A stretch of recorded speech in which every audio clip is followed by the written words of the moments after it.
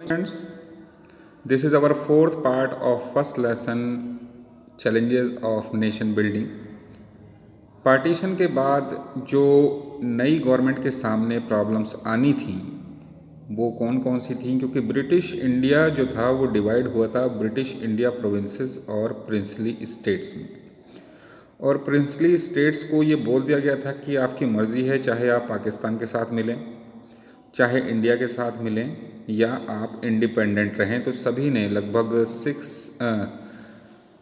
565 states थी छोटी बड़ी मिलाकर, उन्होंने सब ने ये कहा कि हम इंडिपेंडेंट रहेंगे। उसमें से कुछ बिगेस्ट जो स्टेट रही हैं वो मैं नाम बताता हूँ आपको। ये थी हैदराबाद, जम्मू कश्मीर, मैसूर, बनारस और त्रावणकोर, ये साउथ में है। ये सबसे बड़ी जो प्रिंसली स्टेट्स थीं उसमें से कुछ थीं। Second point is the British Indian provinces were directly under the control of British government. On the other hand, several large and small princely states were ruled by princes and nawabs. British India के जो provinces थे वो सीधे सीधे British government के under में थे, जबकि जो प्रिंसली स्टेट थी उनके रूलर प्रिंसेस या नवाब रहे थे। प्रॉब्लम्स क्या थी इसमें?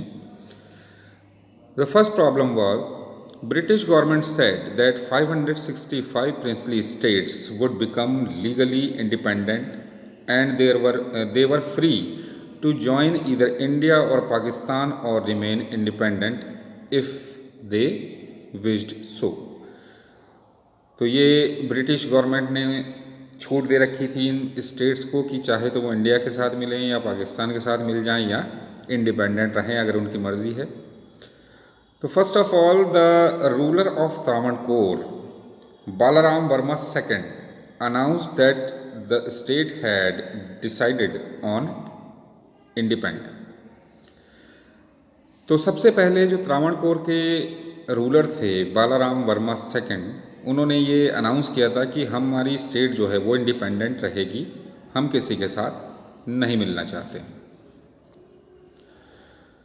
On the next day the Nizam of Hyderabad made a similar announcement, और अगले ही दिन हैदराबाद के निज़ाम ने भी बिल्कुल सेम अनाउंसमेंट कर दिया कि हम किसी भी कंट्री के साथ नहीं मिलेंगे।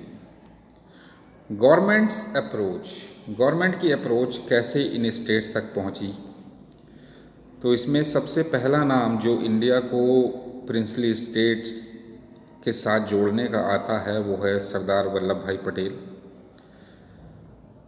ये मैं बताता हूँ आपको। Sardar Patel played a historical role in negotiating with rulers of princely states and bringing most of them into the Indian union.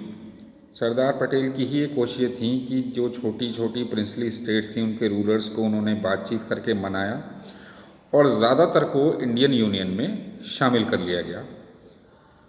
The people of most of the princely state clearly wanted to become part of Indian Union, और बहुत सी princely state के जो लोग थे, खुद जो जनता थी, वो खुद भी इंडियन यूनियन में शामिल होना चाहती थी।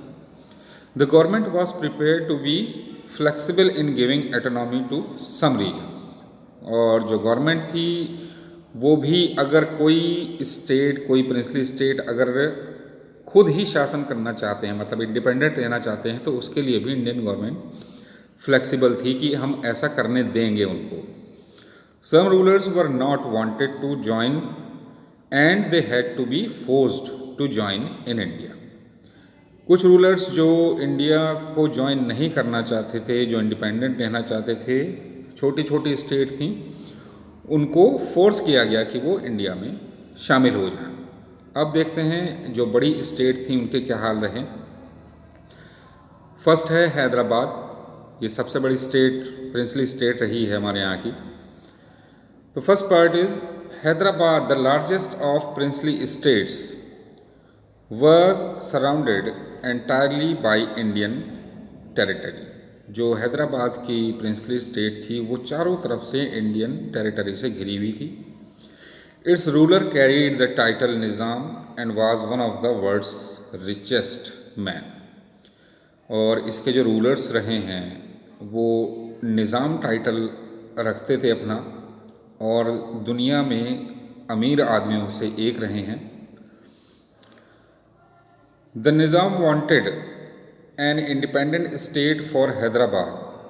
ही signed the standstill agreement with India in November 1947। Nizam जो थे वो इंडिपेंडेंट रहना चाहते थे और इसके लिए उन्होंने अलग रहने का एक एग्रीमेंट भी साइन किया था इंडिया के साथ, जो कि साइन किया गया था 1947 के नवंबर में। A movement arose when the people of Hyderabad state gathered for the force against the Nizam rule।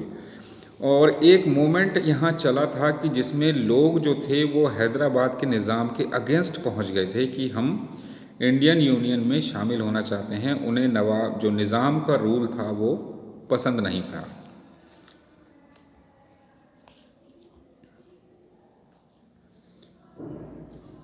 The presently in the Telangana region particularly was the victim of Nawab's oppressive rule and arose against him।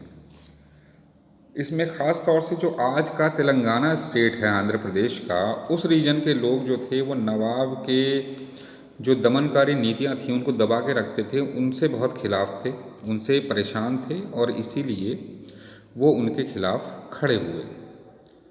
The Nizam responded by unleashing a paramilitary force। The central government had to order the army to handle the situation।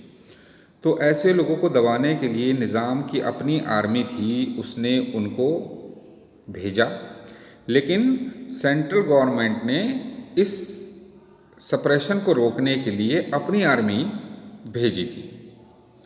In September 1948, the Indian Army moved into control the Nizam's force। After a few days of fighting, the Nizam surrendered।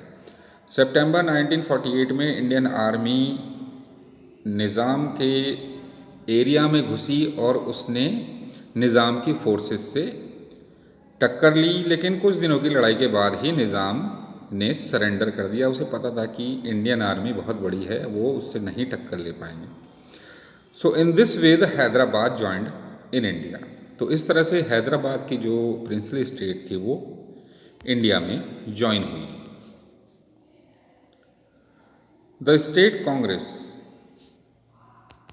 Now the next, Manipur. Manipur भी एक independent state रही है और इसका नाम एक और चीज़ में भी स्पेशल है, वो मैं बताऊंगा अभी आपको। तो देखिए, first, the Maharaja of Manipur Bodhachandra गया signed the instrument of accession with the Indian government on assurance that the internal autonomy of Manipur would be maintained. Manipur के महाराजा बोधचंद्र सिंह, उन्होंने एक इंस्ट्रूमेंट ऑफ असेशन साइन किया था इंडियन गवर्नमेंट के साथ, जिसमें ये उनको एश्योरेंस दिया गया था कि जो मणिपुर की सत्ता है वो उनके अपने हाथ में रहेगी, वो अपनी मर्जी से चलेगी, रहेंगे वो इंडियन यूनियन के साथ। Under the pressure of public opinion the Maharaja held election in Manipur in 1948। लेकिन पब्लिक के प्रेशर में महाराजा को मणिपुर में इलेक्शन कराने पड़े थे 1948 में, और पूरी इंडिया में ये स्टेट सबसे पहली स्टेट है जिसमें इलेक्शन हुए थे। वैसे इलेक्शन जो हुआ था वो 1950 में हुआ था पहला, जिसमें प्रधानमंत्री बनाए गए थे, लेकिन इस स्टेट की ये एक अलग स्पेशलिटी है कि इसमें सबसे पहले इलेक्शन हुआ था। ये आपका 1 नंबर का क्वेश्चन बन सकता है। Now the next point, thus Manipur was the first part of India to held an election based on universal adult franchise. तो मणिपुर इंडिया का पहला राज्य बना, पहला ऐसा पार्ट बना जिसमें इलेक्शन हुए थे based on universal adult franchise. Universal adult franchise आप जानते हैं, जितने भी एडल्ट लोग, उस टाइम तो खैर 21 ईयर एज थी, इस एज से ऊपर जितने भी, चाहे वो आदमी हो, औरत हो, अमीर हो, गरीब हो, कोई भी हो, वो वोट दे सकते हैं। The state Congress wanted to merge of Manipur, other political parties were opposed to them.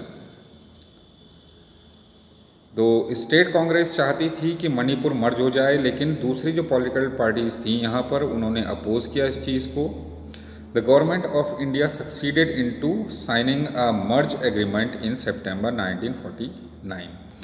लेकिन इंडियन गवर्नमेंट ने एक मर्ज एग्रीमेंट साइन कराया था सितंबर 1949 में, and this caused a lot of anger and resentment in Manipur, जिसकी वजह से मणिपुर के अंदर काफ़ी गर्मा गर्मी और तनाव का माहौल रहा, गुस्सा था लोगों में। लेकिन लास्टली ये भी इंडिया का ही एक पार्ट बन गई।